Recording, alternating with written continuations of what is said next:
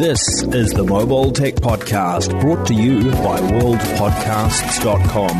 Now here's your host, Tech Girl, Miriam Joie. Brought to you by Mint Mobile. Stay tuned for a special offer at the end of the show.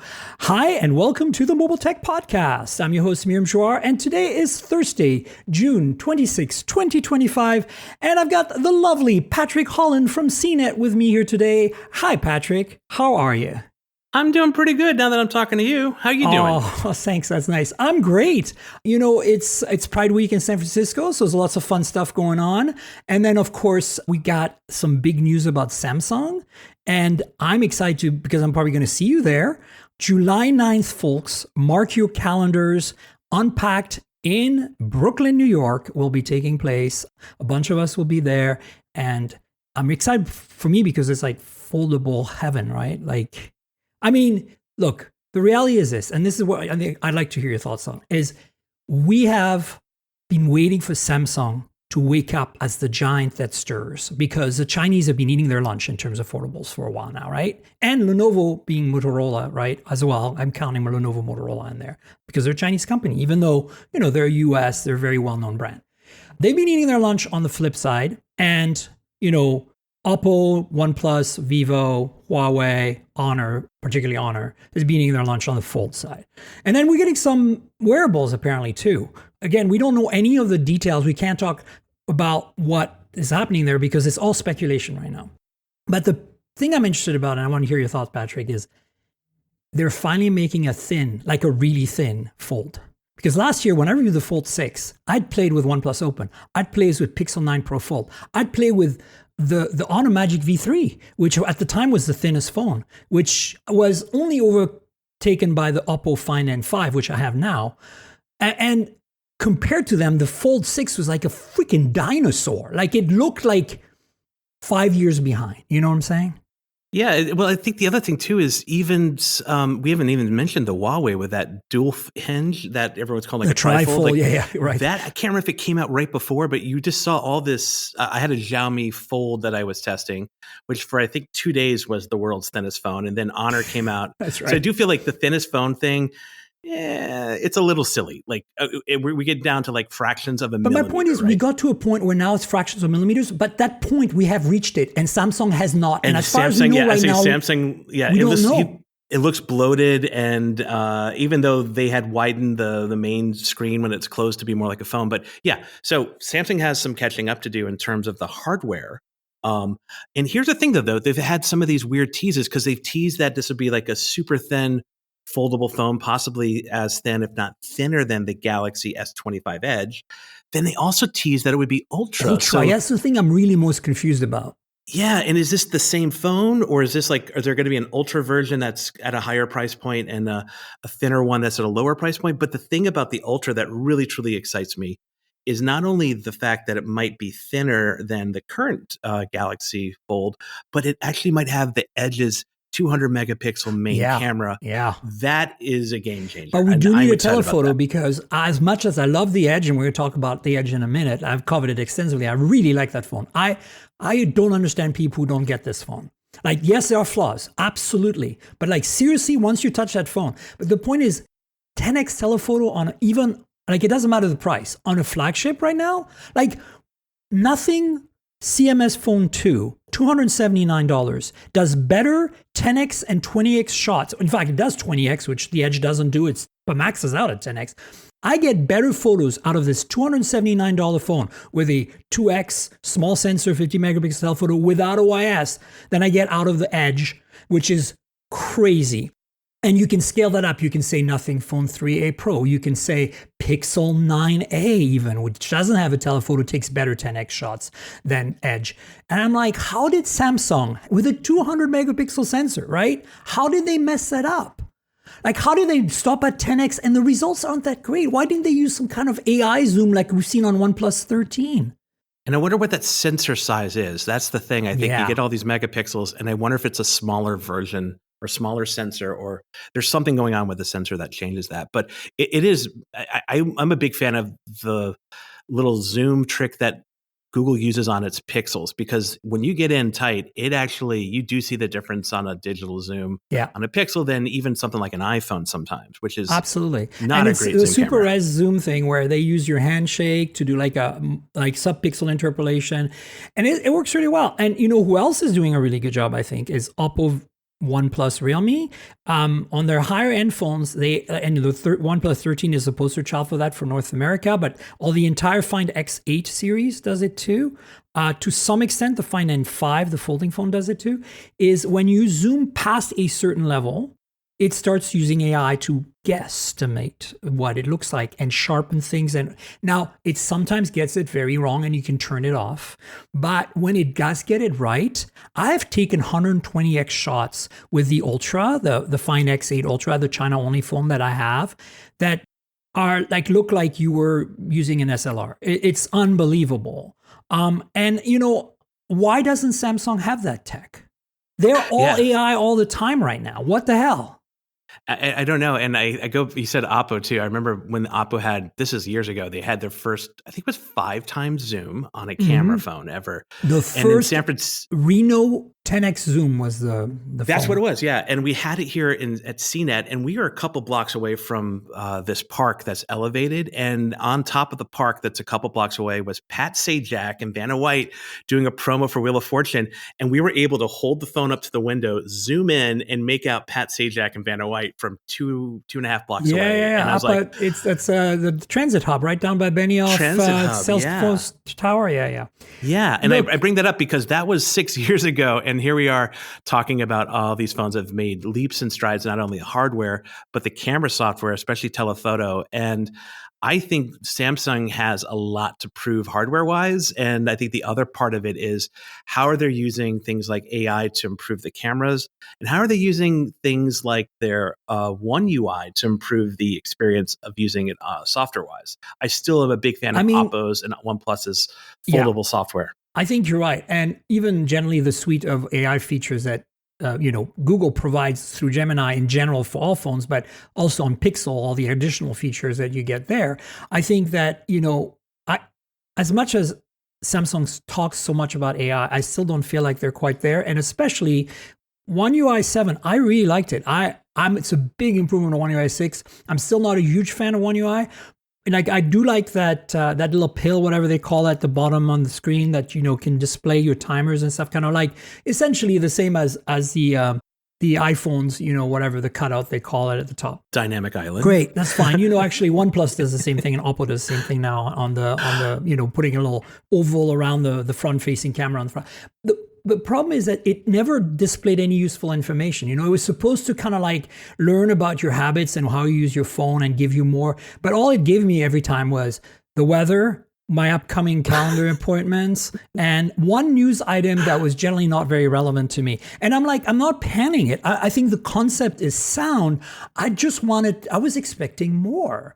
And if they can deliver more than One UI 8, great. Like, I'm on board. Maybe this was a stepping stone. They had to build it up, Yeah, I think you're right. And I think that this happens quite a bit. I think Samsung is one of probably the companies that happens the most to, where they have a great idea, but they just don't have their developers on board. They don't have outside developers and companies on board with that, because there's so much mileage I think you can get with that. And I think, honestly, even Apple, to some extent, hasn't really fully kind of dug the depths of like Dynamic Island and what it can do. But can I throw it to you? Would you rather a Galaxy Fold that's about the same size as last year, maybe a little bit thinner, but has all this ultra stuff? Or would you rather one that's super thin, kind of like the Oppo Find N or the Honor phone from last year? I'd be very happy with just something the form factor of the Pixel 9 Pro Fold, but with all the Qualcomm goodness, right? Like 8 Elite, whatever, right? Like I think that's a good standard size. That one, even OnePlus Open, which is a generation behind now, that hit a form factor that I felt like it's less than a centimeter or roughly a centimeter in thickness, and I'm fine with that. But what Samsung has right now with the Z Fold 6, it's not just the thickness that annoys me. That I can kind of live with because I like big phones. I'm used to them. It's the tall, skinny form factor of the front screen.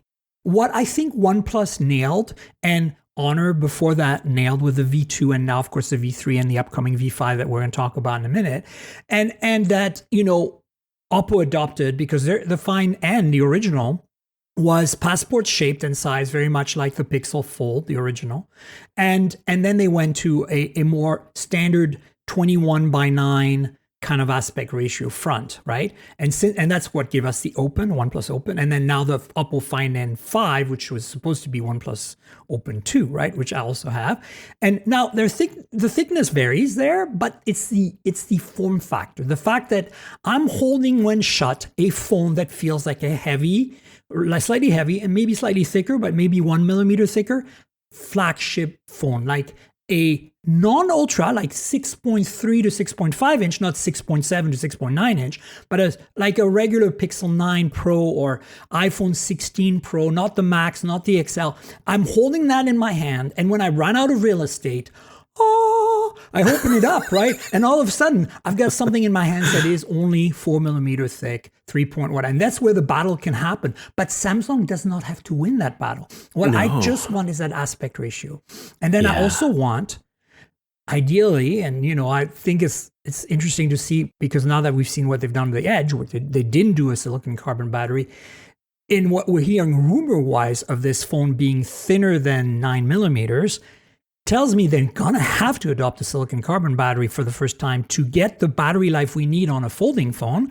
And so if they don't, battery life is gonna suck. And so are they doing that? Are they doing silicon carbon or something that gives us the capacity we expect? It doesn't have to be silicon carbon.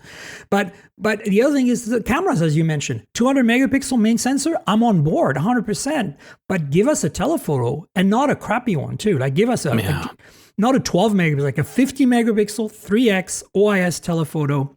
It can be a smaller sensor. I'm willing to live with that. Yeah, and I think it's going to be interesting, because if they do have multiple folds, and I guess we'll talk about flips in just a second here. Yeah, right. But here's something that I think a strategy that Motorola and Lenovo has done quite well the last years is having multiple price points, even if the price point of the lower one. I can't believe Samsung didn't continue selling the Flip 5 last year at a lower price. That phone was still perfectly competitive, and the Flip 6 was not that much different, but they could have just, I don't know why they didn't do that.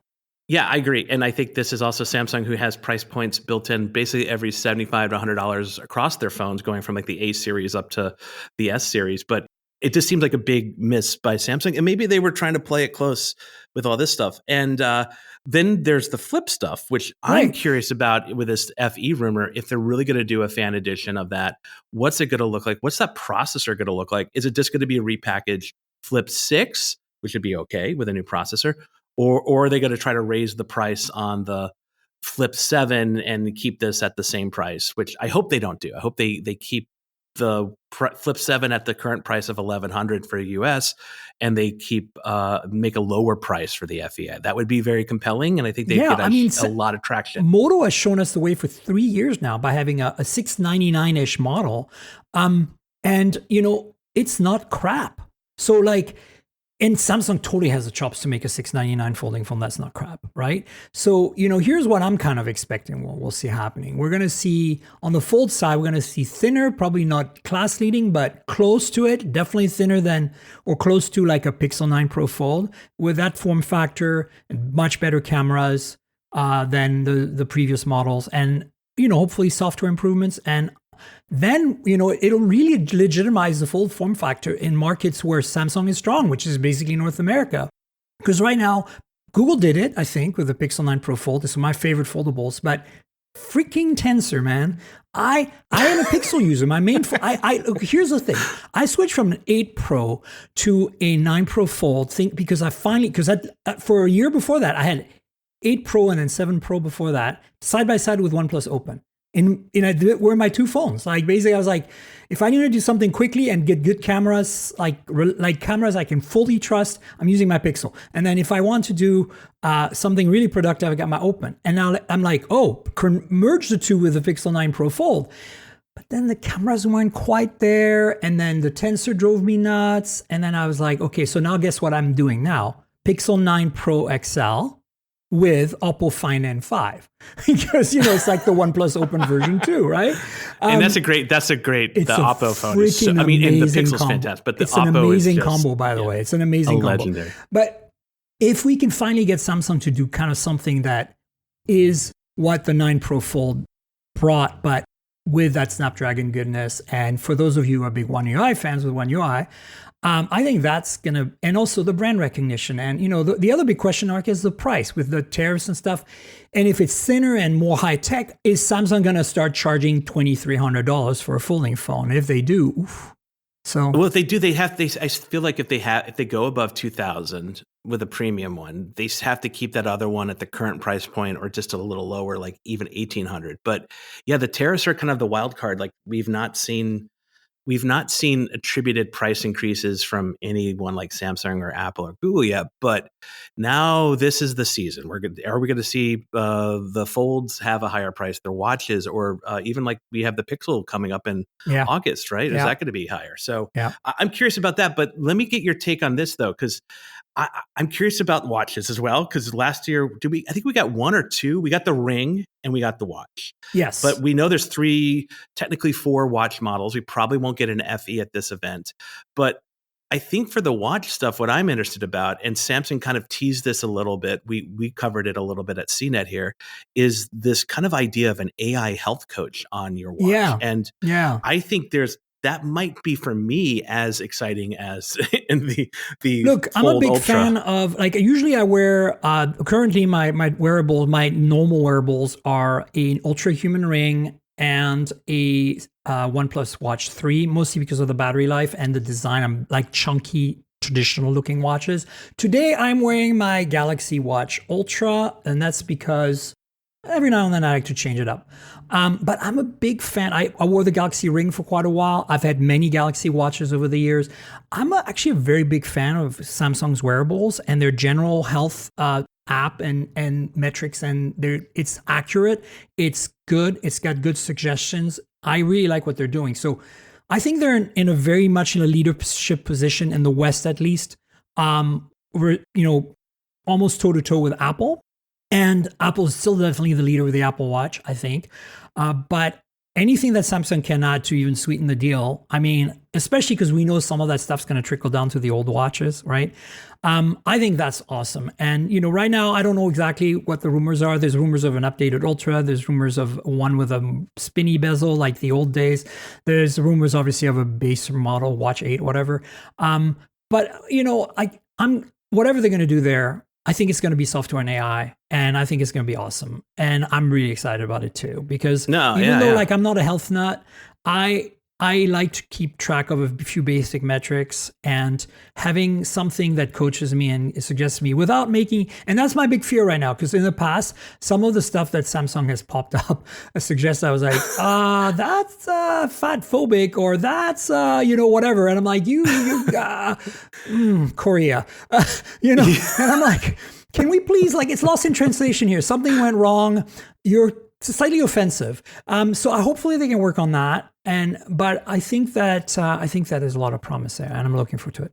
Yeah, I would not want a human assistant or AI assistant that fat shames me or makes me feel bad about myself. It's true. But I got my Aura Ring and I have my Apple Watch right now. I'm testing. So the reason I bring up the AI stuff is you saw Apple is dipping the tip part of its toe into the AI coach waters with their workout buddy stuff, which is much more limited than I think our imagination. But I think here's where Samsung could get ahead is having this coach come out. We've seen it on tied to things like Aura Ring, Ultra Human, and some other wearables where they have the coaching. But again, it's how does it give you that info? Does it offend you? But also, does it give you actionable things? And I really do like the Aura Ring in that sense, but that is obviously a subscription. Yeah, I mean, I have never used it because I never got a review in it, and mostly I don't want to pay a subscription. Like, that's the other fear I have with Samsung. They're going to introduce a subscription. I mean, look, you got to free things aren't really free. I get that. I just like the idea that for me as a light user, I just need to track my sleep, my steps.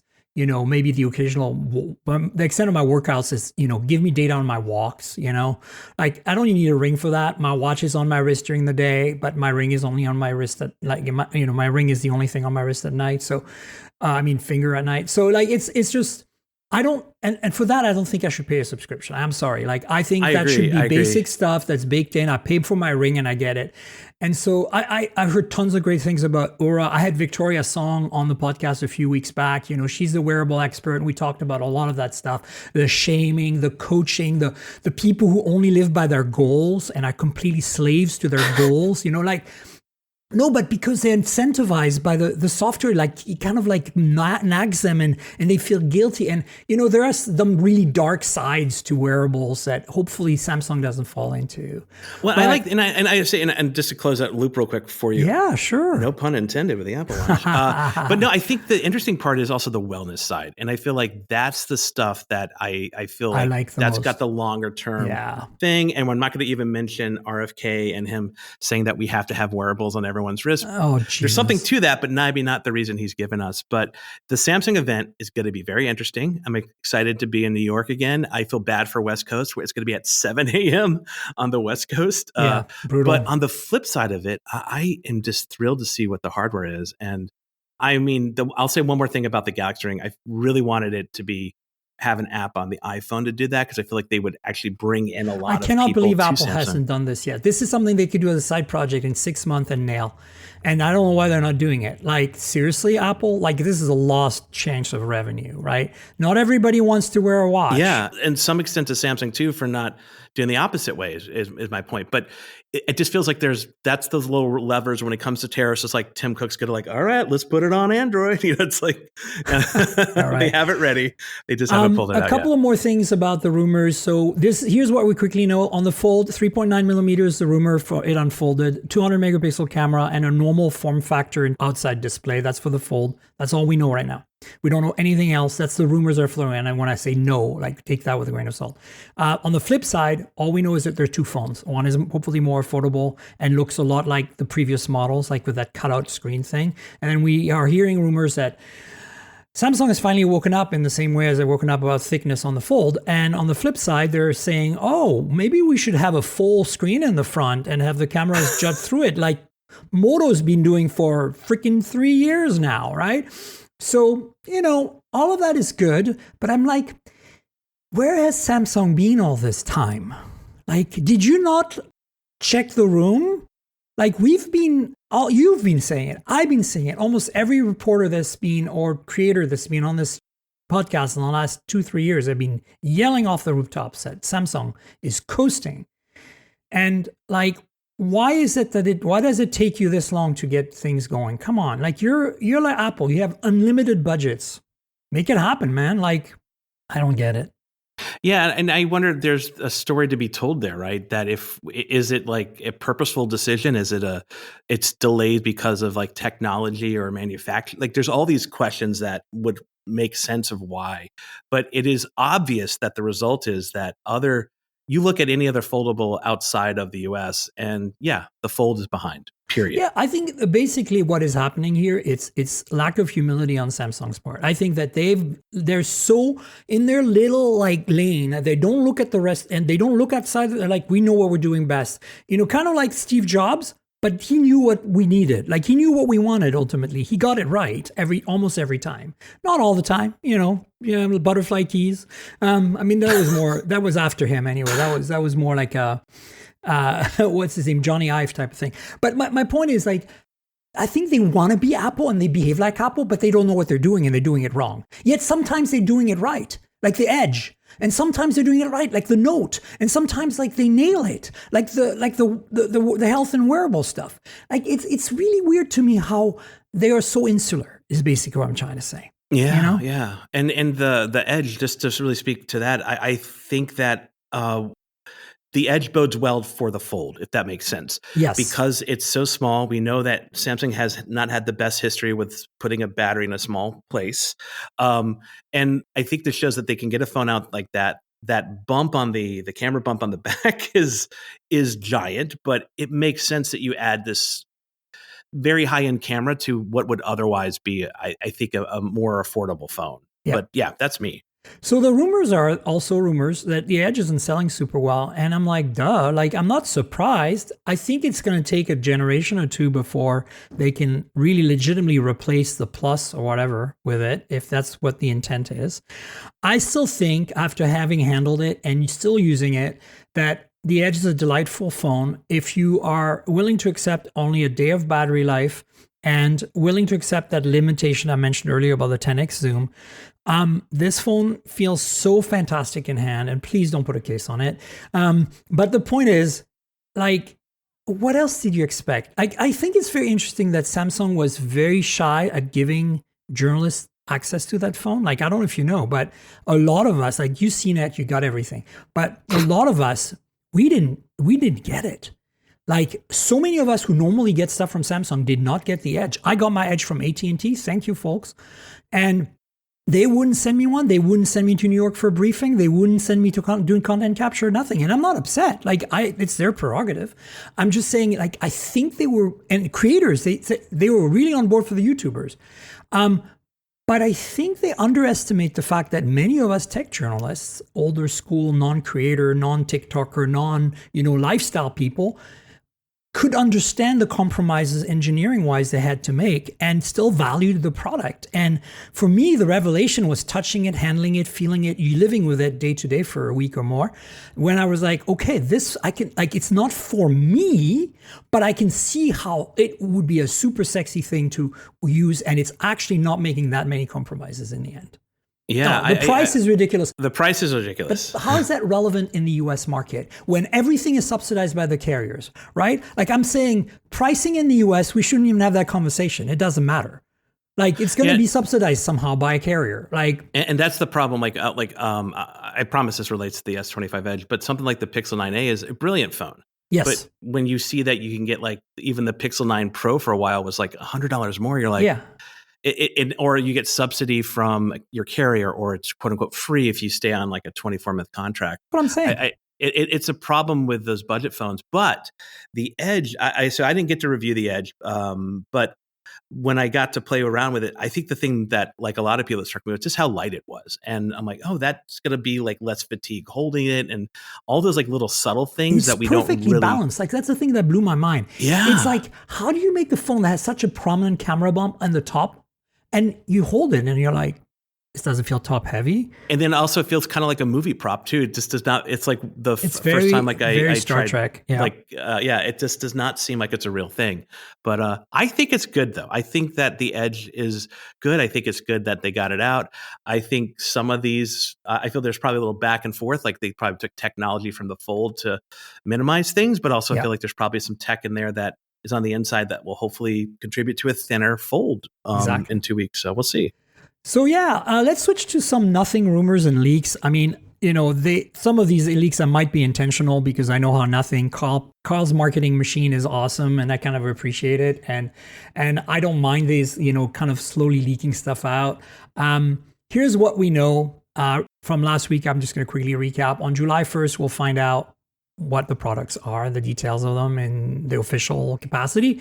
And at some point after that, you'll see reviews, right? So what we know is the headphones are coming from nothing. We've seen some leaks now. So this week, we finally have images and videos of these headphones. And oh my God, I thought the AirPods Max were going to be polarizing, where they're weird looking pebble design. But these things, I'm totally on board. But I can understand how some people are freaking out because they look like cassette tapes. Like, I don't know. You've seen the photos, but I saw the photo. I think it looks like a translucent. Remember those? I think it's Bowers and Wilkins headphones that are kind of like that. Yeah, but it's like if they had like Nintendo DS put on them. I was expecting the cushions here. I've got the nothing ear here. They're high end. I was expecting the cushions to be that kind of shape, like round your ear. That oval you see. That's the main body of the earbud. But instead, it's like this round rect square thing. Ooh. I mean, I love the transparency effect. Like, that's enough. That's nothing. I expect that from nothing, right? Yeah, that's and also, is it going to be like it have my glyph lighting match or coordinate between my phone and the headphones? Like, there's so many questions I have. And also, I hope they sound good. They look wild, but well, I hope so they the sound partnership good. with KEF, like the British speaker manufacturer, was announced, and that has me as a reluctant audiophile, as I call myself, because I worked in audio for many years, and I don't want to be called an audiophile because I'm a cheap ass. I like to really keep things affordable. So I always weigh I want really good quality, but I also want to spend too much money on. That's kind of my thing that makes me really excited about audio. Now, affordable is going to be definitely a thing for them. I think that the price point is going to be very competitive, but I'm worried with this KEF partnership because here's the thing. Nothing's earbuds to date have been some of the best, in my opinion, on the market. And I recommend them and I use them. And even the Ear A, which are actually my favorite because they're yellow. I have the yellow ones, which are really cool. Have a phenomenal sound signature and it's all tuned in-house. And now they're going to KEF. And KEF, don't get me wrong, makes great speakers, but KEF has never made a pair of headphones that I know of that was any good. Correct me if I'm wrong, folks, but I'm not sure that I've never heard of KEF headphones. And so I'm kind of like, why are you giving up all this in-house expertise that you have just to put a brand on there? Like that, I'm worried. I'm worried about the sound quality on them. I'm worried they're going to mess something up.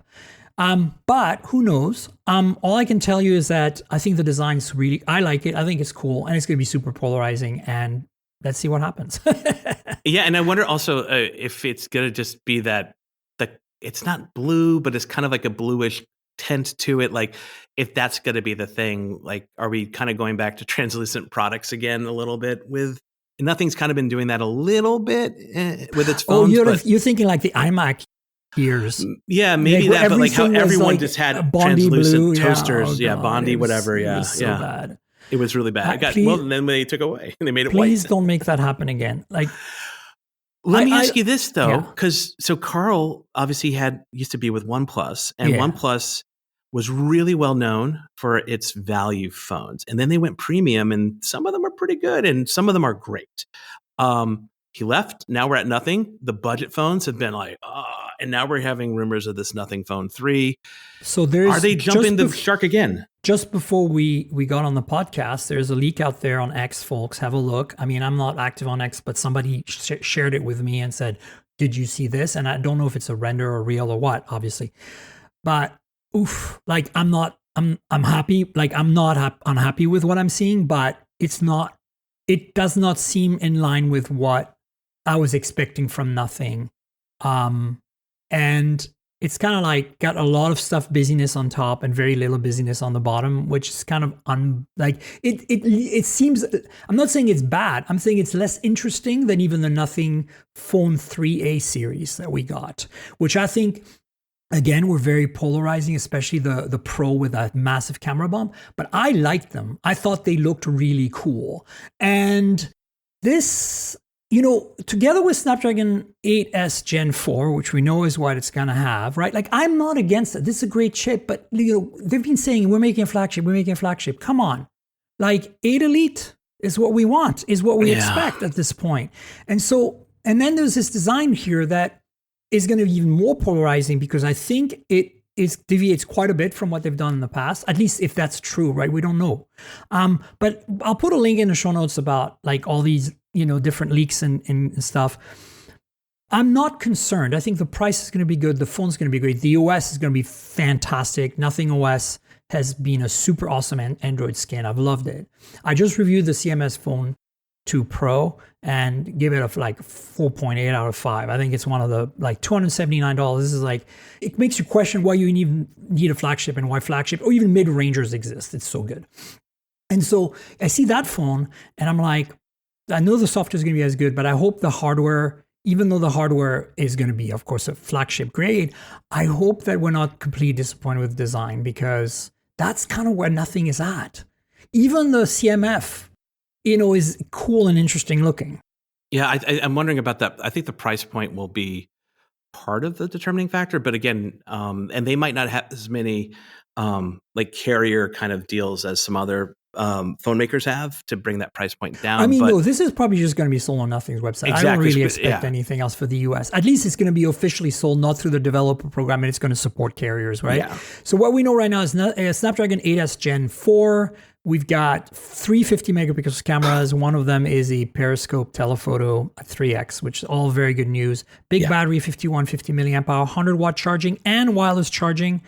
We don't know the speed on that, but it has it. Of course, a 6.7-inch 1.K OLED. All of this is pretty much what you'd expect from an upper mid-range, affordable flagship. And if the price is right, they could totally nail this.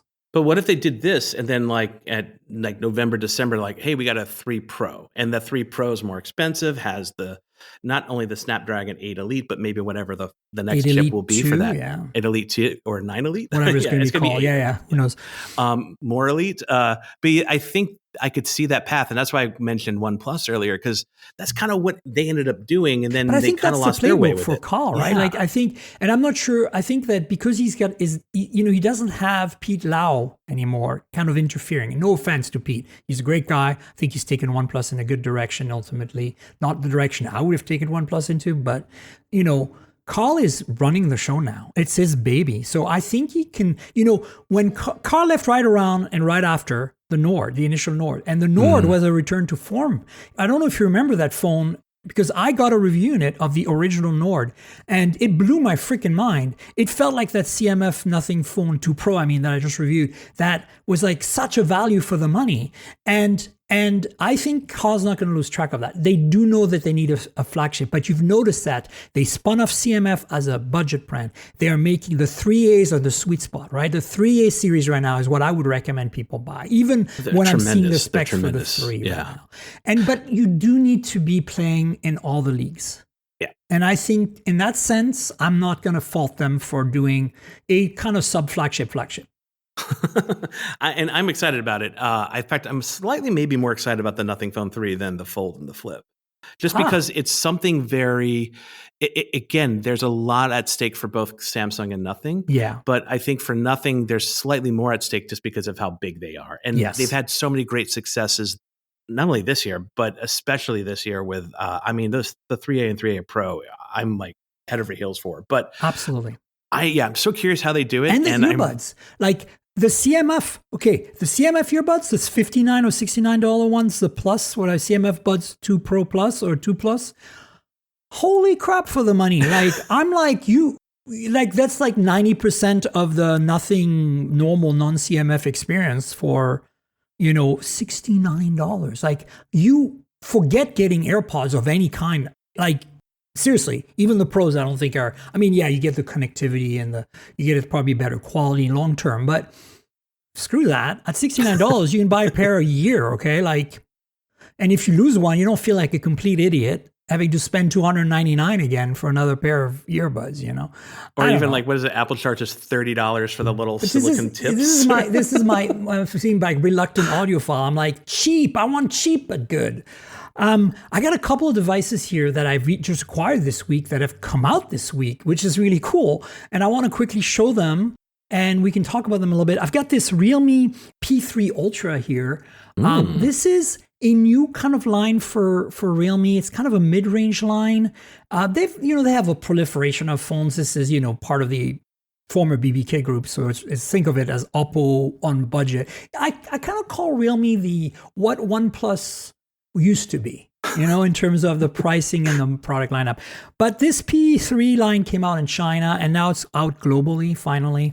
And I'm going to quickly unbox this Ultra for my audience here on Patreon. So I'm not going to set up or anything. I just want to show you because this is the cool color. So, there's going to be a box here with a case. They always have a TPU case in these and some documentation. And then you get the phone. And this is the part that is cool. I'm going to quickly show you what's in the box as well, because you always get a charger with these guys. And in fact, this is a SuperVOOC 80-watt charger. So we know that it charges at least at 80 watt. This is what is in the box. So here's the phone, though. The phone is the exciting part because this phone, as you can see already, it's looking kind of cool with this orange accent. But let me pull it out of this thing and you'll see what I'm talking about. This phone is got this weird moon print on the back. Do you see how it's got it's like it's like a little dust, like craters lunar and stuff? surface. Yeah, it's kind of And wild. this is apparently a Russian version because it's all in Russian. But I'm going to read this. Dimensity 8350 Ultra, which is a brand new chip that just came out. It's very affordable, but almost flagship, like upper mid-range chip. 1.5K AMOLED at 120 hertz. Apparently, this is how you spell hertz in Russian. And 6,000 milliamp hour battery, 80 watt charging, and 50 megapixel Sony IMX 896 with OIS. But apparently, this phone, don't get too excited. I think it only has that and a 2 megapixel depth sensor. So it's like, but it's I believe 339. Oh, that's right? And so obviously, this like, is not in the US. It's this is India, global. So you can probably buy it like obviously in Russia, apparently. But anyway, so that's one device, and I'll put a link in the show note to the specs on GSM Arena. It just came out. What do you think? Let me ask you. I will go back to the lunar back or the moon back there. The moon back. I mean, I love it, but why? Because Realme. I mean, Realme does all kinds of cool stuff. And is it like? That. Is it like? This is where I can't see. Is it? Is like a glass back or is it matte? It's either plastic. It's definitely shiny. It's shiny. It's shiny glass. Like it's glassy. I don't know if you can see the reflections there. Oh, okay, a little bit. See, look at there's craters. That's so cool. Yeah, it's definitely shiny. Is it glass? Probably not. I mean, it's probably like very strong plastic, but at that price, And I'm not against plastic. It definitely survives drops. Like check out the power button is orange, and then look at that little orange accent around the camera pod. Love it. You see I that? love it. Yeah. It's a handsome phone. All right, so that's basically one of the phones I'm going to be playing with in the next few days, and then I got this Chromebook that just came out from Lenovo. It's called the Lenovo Chromebook Plus 14. And what's cool about this is it's super premium. It's like a MacBook Air. Look at this. Aluminum. It's got an A and C port on one side and a C and headphone jack on the other. So you can charge it on either side. Very smart. And it's got a beautiful glass trackpad and Lenovo style keyboard here, as you can see, right? Wow. Of course, super nice chiclet keyboard backlit. This is a high-end product. Now, I don't know the price exactly, but I think it's around $700. So, not cheap for a Chromebook, but it's all like metal. Even this palm rest is metal and everything. It's really nice. And on the bottom, it has that Google design that we saw on the Pixel Book Pro. You see that? How it's got that ridged. So this is a collaboration with Google. This is kind of like Google's flagship Chromebook, sanctioned by Google. It's a plus, so it's got all the Gemini stuff on it. I've used it. I've only had it for like 12 hours or something, like last night. So I've been using it a little bit to write. And it's got a nice webcam with a little shutter because it's Lenovo. It's got all the Lenovo goodness on a very googly product.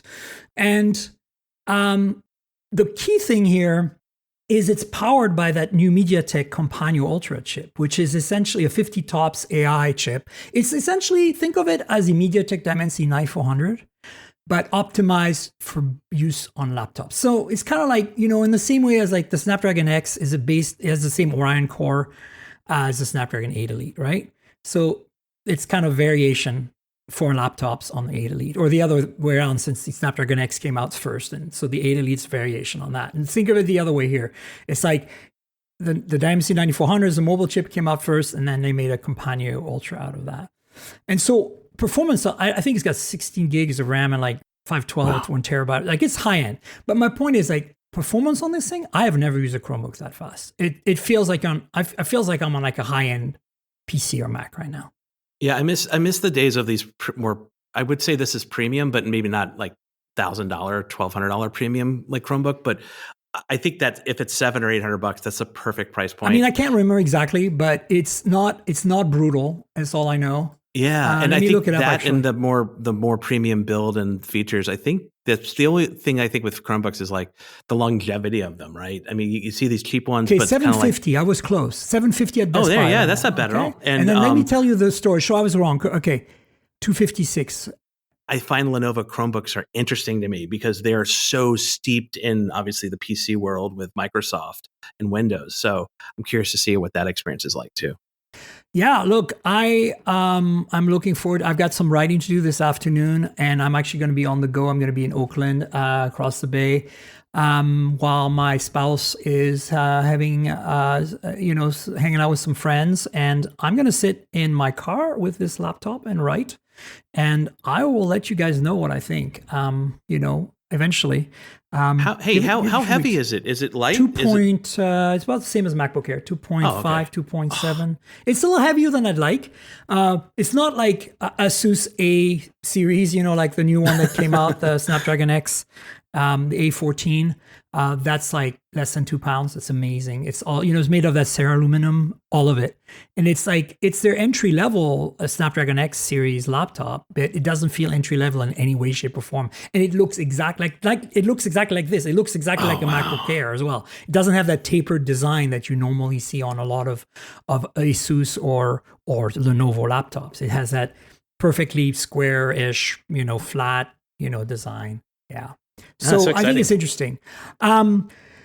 We got a bunch of news items I'm going to kind of rapid fire through, and we can spend a little bit of time on some of them maybe. But here we go.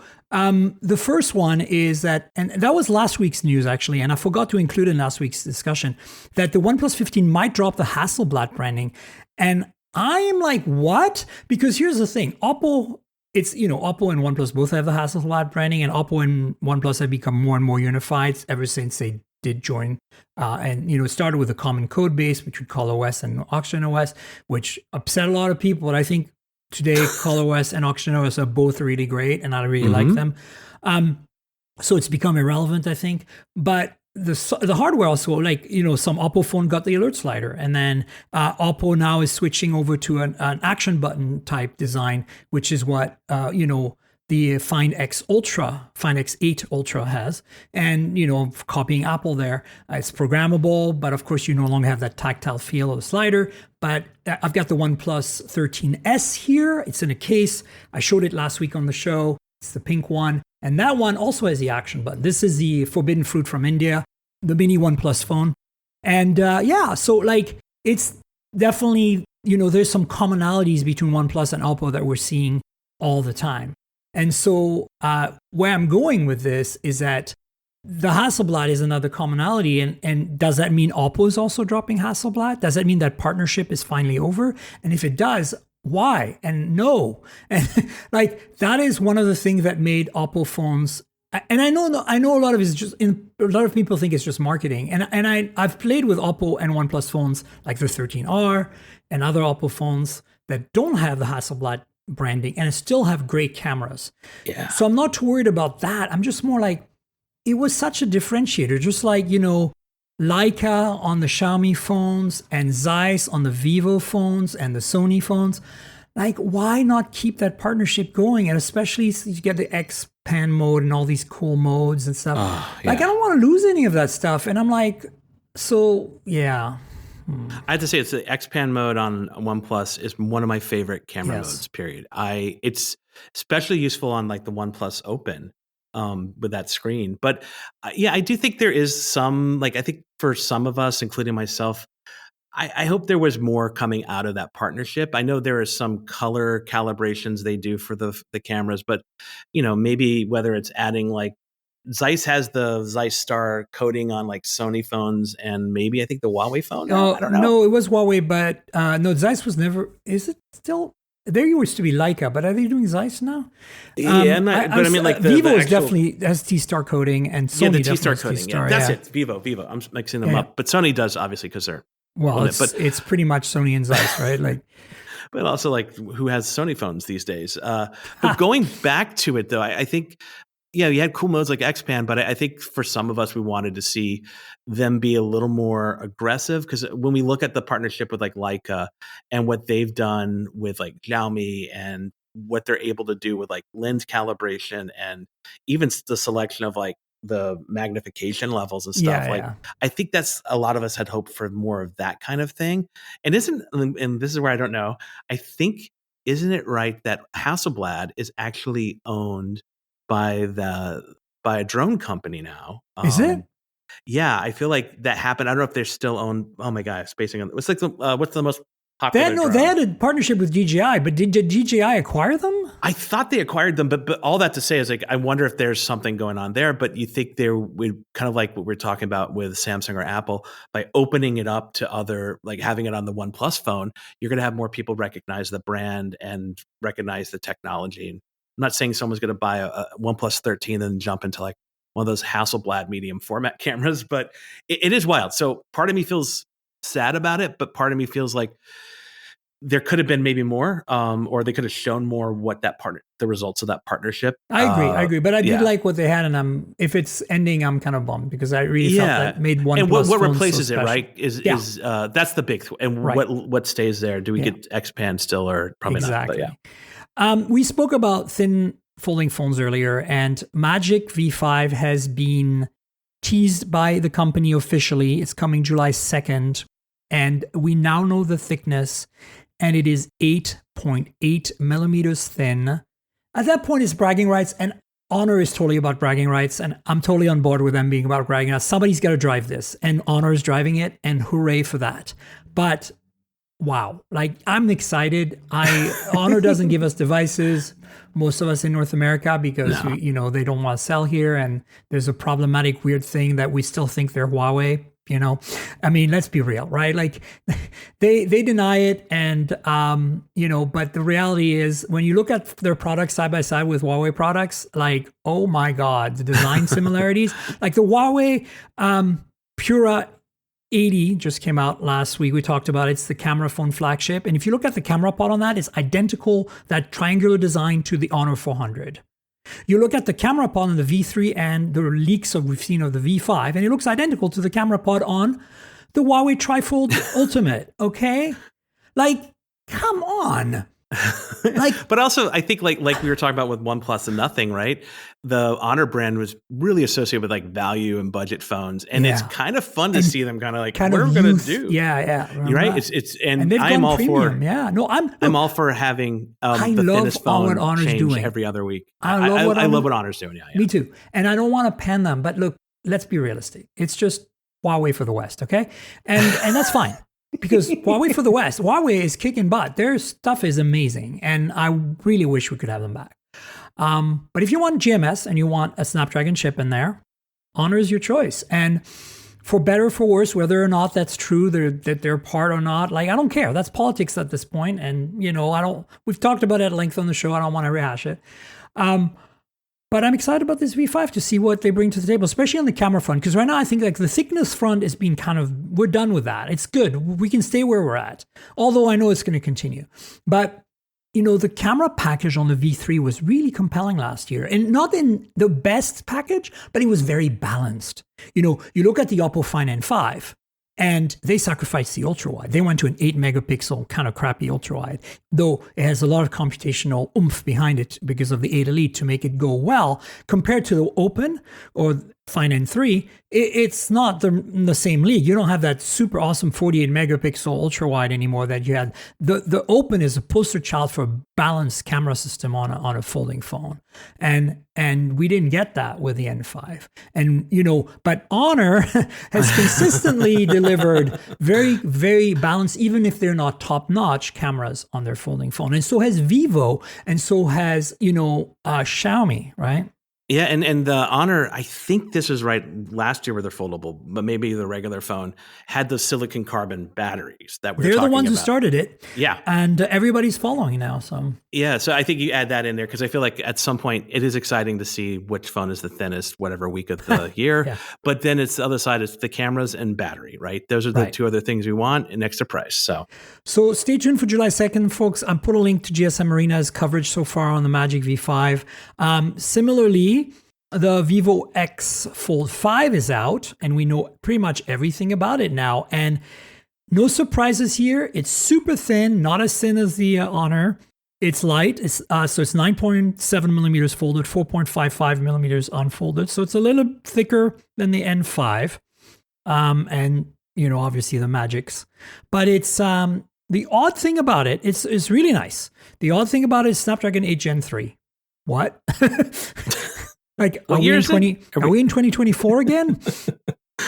6,000 milliamp hour battery. It's got 80-watt wire charging. It's got like wireless charging at high speed, like maybe 50 or 40 watt. It's got a 50 megapixel main camera, Zeiss branded, Zeiss T-Star coded, 1.57 f-stop OIS. It's got a 3x periscope lens with OIS, also 50 megapixel. It's got a 50 megapixel ultra wide. I mean, the system on this sounds really fantastic. I'm just like going, what's up with the Snapdragon 8 Gen 3? That's all I'm asking. Yeah, and like 8S Gen 4 would have made sense. Yep. And right, that's a continuation what we're seeing in of that. Two different phones doing that right now. And I wonder about that. I wonder about the longevity of if for someone who buys that, if you're going to get 2 or 3 years out of that before that processor kind of starts lagging behind. So yeah, check that out, folks. I'll have a link in the show notes as well. And then speaking of wrapping up the folding story, last week we talked about Xiaomi's Mix Flip 2 that's coming June 26th, but now we have a teaser of the colors and the design, and it looks very much like the Mix Flip from before, the version 1. This is version 2. The big news here, from what I hear, is 8 Elite, of course. Wow, awesome. Another 8 Elite foldable. Because remember, Samsung's rumors right now is that it's going to have an Exynos chip for the Flip. So the only other 8 Elite folding flip phone right now is the Razr Ultra, right? But the big news is last year, the Mix Flip had a telephoto 2x non-OIS and a regular OIS 50 megapixel main, both 50 megapixels, but no ultra wide, which was like that error that Moto did with the Razr Plus last year, right? And we really panned them for that, and then they course corrected with the Ultra this year. Well, guess what? They course corrected too with this Mix Flip 2, because it has an ultra wide instead of that stupid 2x useless telephoto. Yeah, I'd rather do 2x digital zoom or whatever crop sensor zoom on these phones than the dedicated camera. Ultra wide, so you can't fake an ultra wide. They have a cool. And you get macro. Sometimes you get macro modes out of these. So absolutely. That's the other benefit. And there's a checkerboard colored back on one of them, which is really cool. Look, I got the Mix Flip original. I'll request a review unit of this, especially when it goes global, because I think it's China only for now. So stay tuned for that. Anyway, there's a phone here on the list that you have. The Poco F7, it's out now. I mentioned it was coming. It has a very cool cyberpunkish looking design. You have it there. So I have all 3 colors. So I got obviously the white, very the black. Nice. But so I only have the 7 Pro and from like 3 months ago, and they also made a 7 Ultra. Yeah, this looks like it's like if RoboCop was turned into a phone. It's got this really cool chrome back on it. I love the camera pod with that slash through it. Yeah, this camera pod with a slash, and that continues through all their design. Like the wallpapers have it and all that. So why don't you continue showing this while I read out some specs? I'm gonna wipe it down. Yeah, sounds good. So IP68 is one thing, of course. On most phones are like that. It's got an aluminum frame, which is very exciting because even the 7 Pro doesn't have that. And then it's an 8S Gen 4. So there you go. It's possibly one of the first phones with 8S Gen 4 because we know the Nothing Phone 3 will have it. 6,500 milliamp hour battery. And in India, it's a 7,550 milliamp hour battery. Wow. And then let's see, 90 watt hypercharge. Doesn't have wireless charging. Of course, you don't expect that. It's a 1280p display, so 1.5K, nice. AMOLED, 120 hertz. And it's got 2 cameras on the back, 50 megapixel and with OIS, and then an 8 megapixel ultra wide, which I think is perfectly a good combo to have, especially for $399. Yeah, that's the price point. Like, what is everyone else doing? Like, how did the iPhone 16e cost so much when people are doing phones like this? Well, this is the thing about Chinese phones, though. Like, I mean, especially the ones that are sold in India, they're just like priced so right. And it's like, it hurts when we Westerners look at it and go like, what? But yeah, there you go. There's the F7. And what I like about phones like this is if you forget the resolution of your camera, you can just read it on the back of the phone. It'll just let you know. If you forget, it's convenient. If you forget, like, oh, what is this? 40 or 50? It's 50. It tells you right there. So have you used it for a while? Any quick first impressions? I've had like a couple of days with it. They sent us all the colors because we were excited about that. Yeah. But in terms of like that screen looks really good. The battery, It's actually drained right now, but I don't think I've charged it but once over a week. Yeah. But it's wild, and I'm a fan of these. And I know, I feel like, again, these are other we talked about like Samsung getting behind, but I wish some more of these kinds of like Chinese style phones or Chinese made phones came to the US, because when we get excited about something like the Nothing 3A or the Pixel 9A, we want more things like this. These are just well-built phones. Yeah, I like this. Less than 500, 300, 500 price point is really exciting to me. Speaking of batteries, I have the Realme, their flagship with the 7,000 milliamp hour battery in it. I reviewed that on the show a couple of weeks back. And it's amazing. Having 7,000 milliamp hours on light use, you can do 3 days. On heavy use, 2 days, no problem. You can do 2 days of CS on a charge, like no problem at all. Wow. It's the GT7. There's GT7 Pro as well that came out earlier with a Snapdragon, but this has a MediaTek chip in it. It's got I believe the 9400E, which is their economy flagship chip. So it's a bit detuned from the Pro. It doesn't have as good a camera system, but with the big selling point of that Realme was the 7,000 milliamp hour. It's not the only one. Xiaomi, every Chinese brand right now in that mid-range-ish, lower tier flagship, upper tier mid-range, or even mid-range has like a 7,000 version of their phone. And again, silicon carbon. And again, I'm calling it, I've said it 3 times on the show, 3 shows in a row now, 10,000 milliamp hour, mark my words, within 2 years on a regular everyday phones, regularly in India and China, 100%. I remember for years you'd probably go to like MWC or CES and there'd be that Energizer or Duracell phone. The 1-inch I feel like phone. They just sold that technology and put them in all these Chinese phones. Yeah, it's so wild. Exactly. Let's talk quickly about 2 more phones that were announced this week. One I think is very exciting because we love Fairphone for their recyclability, reusability, fixability. The Fairphone 6 is out. And it looks really hot. And unlike the past where you could remove all of the back cover, this has a kind of a fixed cover above that includes the camera pod. And then the 2/3 of the bottom are removable for you to swap all the parts. So it's an interesting change in design for them because in the past they've always had the completely removable back. But honestly, if it's still as serviceable, I'm not worried about it. I'm going to link to the CNET article. Katie wrote this, so check it out. What's your thought on Fairphone in general?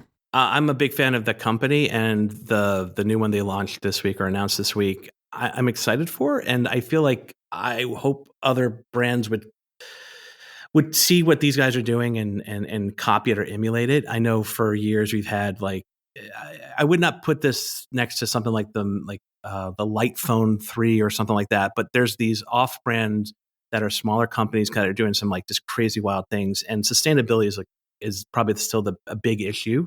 We hear Samsung and Apple talk about how much recycled parts they put into their devices and stuff, but that's just like that number times the scale just doesn't add up at some point. So I'm excited. Obviously, this Katie is with CNET. She's in the UK. I think they're getting a phone, so I'm excited to hear more about it and what it's like to use it. But also, it's always fun as they show you how to take it apart. I think that's so fun. Yeah, no, this is what I like about it. It's like, it's not for me because I want to spend that kind of money on more features and more specs, but I respect what they're doing. And I think I want to see more of that happening. And I also want to see the price point go down, hopefully in the future. Yeah. Or the specs go up. I think this is really awesome. Yeah, I'm excited about just seeing where it goes and stuff, especially with all these other phones that are coming out the next couple of weeks. The last one we have is kind of a bit of an outlier. I think it's out. I mean, if GSM Arena says it's out, it's going to be out. They're the Bible here. And I've seen a few reviews out there. So this is the Titan from Unihertz, was like a BlackBerry Passport clone that came out a few years back, a couple years ago or something. And this is just version 2 of that. And so it's got the same form factor, like Passport shaped BlackBerry keyboard, square screen phone. But of course, as Android, and that's nothing new. Again, Unihertz has done this a few times now. What's the big story here is, that it has a weird little display in the back, dual screens, like around the camera pod is like basically a smartwatch level display with like a few little, I don't know, what do you want to call them, widgets or something that you can run. It's very interesting. I love these. I love phones that have these screens. One of my favorites is the Asus ROG phones that have that back little customizable and they're working screen. on getting AT&T certification for Cricket and AT&T. So it's not like, and this is something they've done before. Like they've been sold by carriers at like the budget carriers before. 5,050 milliamp hour battery, 33 watt charging, Dimensity 7300, 12 gigs of RAM, 512 gigs of storage. Is a dual SIM phone. Let's see, 50 megapixel main camera, 8 megapixel telephoto. Interesting, no ultra wide. And wow, so it's sold on Kickstarter, and the MSRP is $400, and right now you can get it for $270 early bird on Kickstarter. So I guess it's coming, and they probably have some review units out there. The big thing here is the display, right? It's a 4.5 inch, 1440 by 1440. Just like the Passport was. Yeah. And I think the display in the back is curious because I'm hoping you can probably use it for shoot video or do a selfie using the back camera versus the front. But that would make sense. Yeah. But look, I love weird form factor phones. And it's not that weird because, we've had the Passport around for a while, but I'm really excited. I really like what they're doing here. I'm on board. I think this is great. I think you look at that. You look at something like the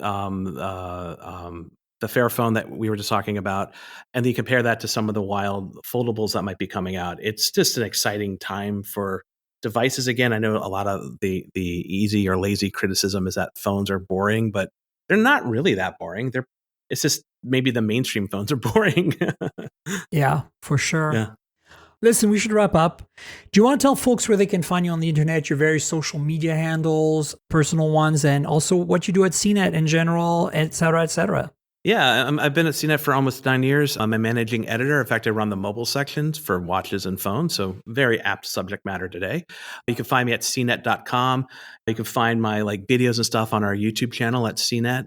You can also find me personally on X, on Instagram at Directed by Patrick, as well as Blue Sky and Threads. So fantastic. Folks, go listen to Patrick on the various videos on CNET. Go read his articles on CNET. Go at him on social media and tell me and him what you think of the show and what you have questions or comments to make. You know where to find me on the internet. I'm at Tankgirl, TNKGRL. Like the comic book character, drop all the vowels. That's my handle everywhere. And I'm primarily active on Blue Sky, Instagram, and Threads, but I'm on all the platforms. So go at me and find me there. Talk with me and Patrick. The podcast itself is at mobiletechpodcast.com on all the major platforms. So if you're first time here, please subscribe. And if your app lets you rate or review the show, please consider doing that. And there's a YouTube channel as well, youtube.com/mobiletechpodcast. It's basically, the occasional videos, like there'll probably be a hands-on video for Samsung when I'm in New York, but I publish every now and then. It's not super common, but if you want free video content, you can get it there. And then finally, there's a Patreon. If you want to help me out or support the podcast, please consider the Patreon. The Patreon is cool because you get a video version of this podcast with extra bits inside. Sometimes we get overtime or there's some fun stuff that happens and more visual stuff. And you get it about a day in advance. And it's exclusive Patreon. $5 a month buys you a podcast every week, which is what I do, a podcast every week.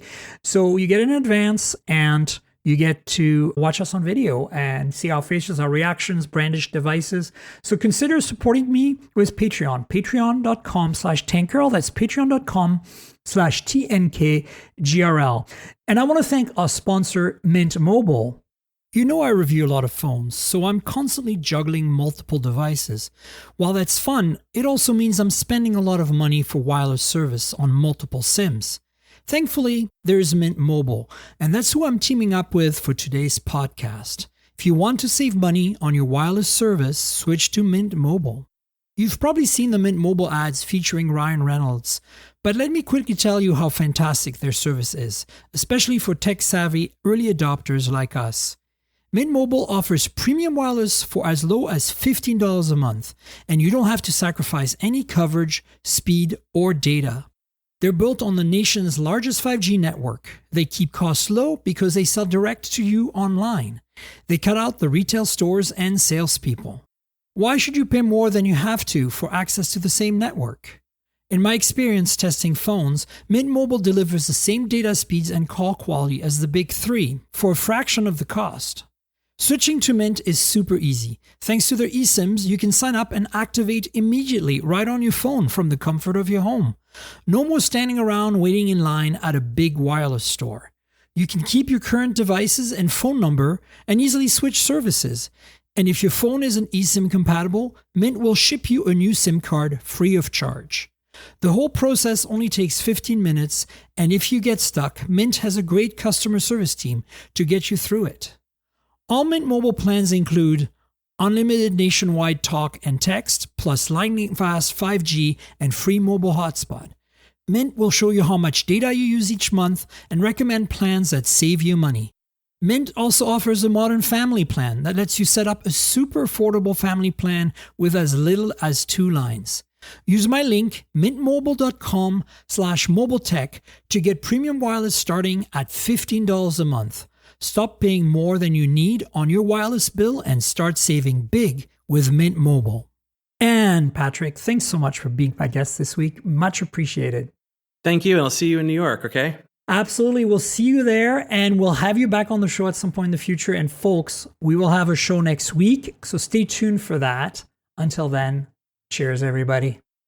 This has been the Mobile Tech Podcast with Tank Girl, proudly presented by worldpodcasts.com. You can visit us online at mobiletechpodcast.com.